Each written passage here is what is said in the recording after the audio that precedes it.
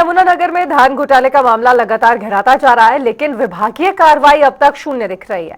Food supply विभाग में 42 करोड़ और हैफेड में 4.57 करोड़ की धान गायब होने के बाद कुल घोटाला लगभग 60 करोड़ रुपए तक जा पहुंचा है। वरिष्ठ अधिकारी दावा कर रहे हैं कि जांच जारी है और दोषियों को जेल भेजा जाएगा, लेकिन निलंबन, गिरफ्तारी या किसी बड़े कदम के अभाव ने प्रशासनिक कार्य प्रणाली पर गंभीर सवाल खड़े कर दिए।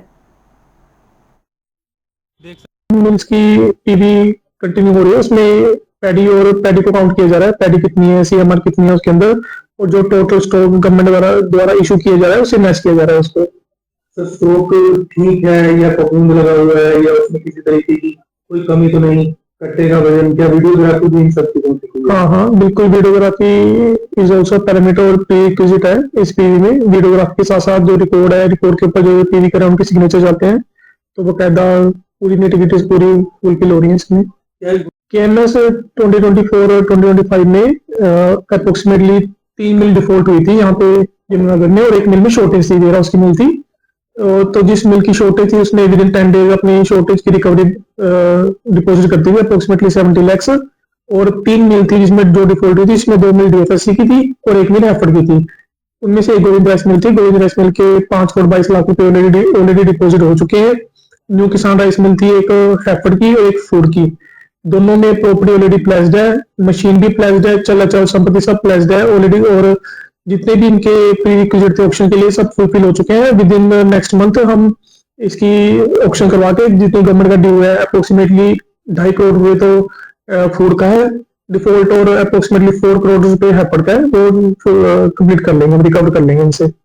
खाद्य पूर्ति विभाग के लगभग 6 कर्मचारी की जांच की हाथ में मसौदा मांगा गया है, अब तक कोई कार्रवाई क्यों नहीं हुई, जबकि करनाल जिले में हुई है कर्मचारियों पर यह दोषी? अभी जैसे करनाल में जो फॉल्ट्स मिले थे वो डिफरेंट लेवल के फॉल्ट्स थे, जैसे कि जो यहाँ पे मिले हैं, यहाँ पे गबन का मामला सामने आ रहा है, बल्कि ना कि कोई अनदेखी करके किसी को प्रेफरेंस दी गई या प्रिविलेज दी गई किसी प्राइवेट ट्रेडर को, ऐसा कुछ नहीं है। ना ही किसी को ऑप्शन में किसी को प्रेफरेंस दी गई या फिर स्टॉक चुराया गया, जैसे वहां पे डिफरेंट केस था, इसलिए यहाँ पे मसौदा मांगने के बाद ही गवर्नमेंट एक्शन होगी डिपार्टमेंट। तकरीबन अब तक कितनी राशि का घोटाला ऑन पेपर अब तक सामने आ चुका है? अप्रोक्सीमेटली 60 करोड़ का है, जिसमें 40 करोड़ डीएफएससी का है और 22 करोड़ के आसपास हैफेड का है। सर क्या इस धान घोटाले का दायरा और भी बढ़ सकता है या आगे जांच में भी कुछ सामने आना बाकी है? नहीं, इसमें ऐसा तो कुछ नहीं है। इसमें रिकवरी होंगे पैसे, क्योंकि आफ्टर पीवी ही हमने कैलकुलेशन कर दी कितना स्टॉक है और कितना स्टॉक है वहां से गायब है। तो जो गायब स्टॉक है उसकी कैलकुलेशन के हिसाब से अप्रोक्सीमेटली 62 करोड़ का डिफॉल्ट है टोटल डिपार्टमेंट का, जिसमें 40 करोड़ के आसपास डीएफएससी का है और 22 के आसपास हैफेड का है। हैफेड विभाग द्वारा वर्ष 2024-2025 खरीफ के दौरान किसान राइस मिल पौंटी के अंदर है, उसको 68,823 क्विंटल पैडी जो है मिलिंग के लिए दी गई थी, जिसमें से मिलर द्वारा 46,111.41 क्विंटल चावल जो है एफसीआई डिपार्टमेंट को डिलीवर किया जाना था।